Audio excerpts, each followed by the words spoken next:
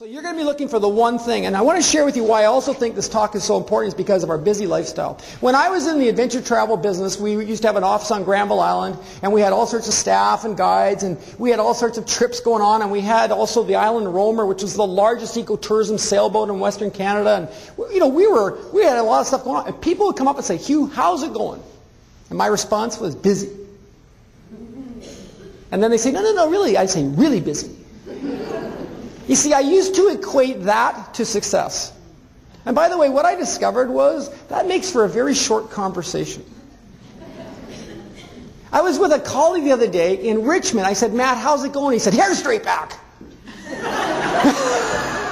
And Matt doesn't have a lot of hair. Hair straight back, he said. And I remember before that it was warp 7. Like, can you imagine going to work saying to yourself, "Well, honey, I'm just going to warp 7. So we're in this crazy busy lifestyle, and I think we got to carve out what are the things that make the biggest difference. I was in Victoria here, and it was just earlier this year, and I got up, before I got up, an ADM, an assistant deputy minister, got up on stage, and I looked at his belt. Now, women, I don't spend a lot of time looking at guys' belts, but this one stood out. He was like the Lone Ranger. He had a cell phone, a pager, a BlackBerry, and another cell phone over here. And apparently each one had a use, right? There was different constituents. I took one look at this guy and I said, "Man, you are never going to propagate. Like that is you are a walking radiation zone there." You know, and we're now, there's an interesting research. Dr. Edward Hallowell at Harvard, he says, we're losing the human moment, he says. What's the human moment? It's when we actually talk to humans.